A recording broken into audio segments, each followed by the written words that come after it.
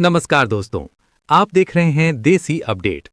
आज की वीडियो में हम बताएंगे आज की 20 बड़ी और ताज़ा खबरें। तो चलिए शुरू करते हैं आज की खबरें।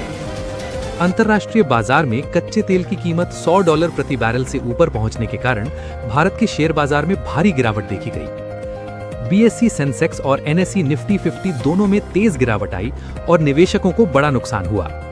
दिल्ली सहित कई शहरों में तापमान सामान्य से अधिक दर्ज किया गया है। मौसम वैज्ञानिकों का कहना है कि इस वर्ष गर्मी जल्दी शुरू हो रही है और आने वाले हफ्तों में तापमान और बढ़ सकता है। देश के कई राज्यों में गर्मी और मौसम परिवर्तन के कारण स्वास्थ्य विभाग ने लोगों को सावधानी बरतने की सलाह दी है। डॉक्टरों ने अधिक पानी पीने और तेज धूप से बचने की सलाह दी है। मध्य पूर्व में बढ़ते तनाव के कारण भारतीय एयरलाइनों ने अंतर्राष्ट्रीय यात्रियों की सुविधा के लिए अतिरिक्त उड़ानें शुरू करने का फैसला किया है। एयर इंडिया ने 10 मार्च से 9 अंतर्राष्ट्रीय मार्गों पर 78 अतिरिक्त उड़ानों की घोषणा की, जिससे हजारों यात्रियों को राहत मिलेगी। भारत के अंतरिक्ष संगठन Indian space research organisation ISRO ने बताया कि आने वाले महीनों में कई नए सैटेलाइट लॉन्च किए जाएंगे। इन मिशनों का उद्देश्य संचार, मौसम पूर्वानुमान और आपदा प्रबंधन को बेहतर बनाना है, जिससे देश की तकनीकी क्षमता और मजबूत होगी। भारतीय रेलवे ने यात्रियों की सुविधा के लिए कई नई ट्रेनों की घोषणा की है। इंडियन रेलवेज के अनुसार नई एक्सप्रेस और वंदे भारत ट्रेनों से कई शहरों के बीच यात्रा का समय कम होगा और यात्रियों को आधुनिक सुविधाओं के साथ तेज और सुरक्षित सफर मिलेगा। देश में डिजिटल भुगतान का उपयोग तेजी से बढ़ रहा है।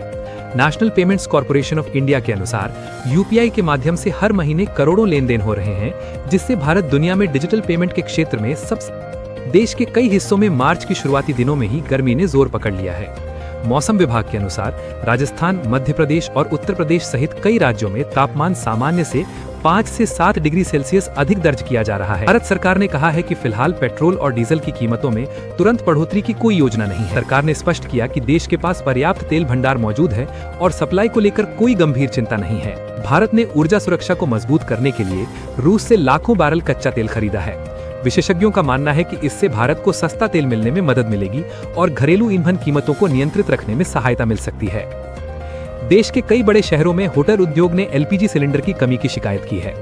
होटल संघों ने सरकार से जल्द आपूर्ति बढ़ाने की मांग की है, ताकि रेस्टोरेंट और होटल व्यवसाय प्रभावित न हो। भारत में सोने और चांदी की कीमतों में हल्की गिरावट दर्ज की गई है। अंतर्राष्ट्रीय बाजार में डॉलर मजबूत होने और निवेशकों की रणनीति बदलने के कारण कीमतों में उतार चढ़ाव देखने को मिल रहा है। सरकार ने डिजिटल सेवाओं को बढ़ावा देने के लिए कई नई ऑनलाइन सुविधाएं शुरू की हैं।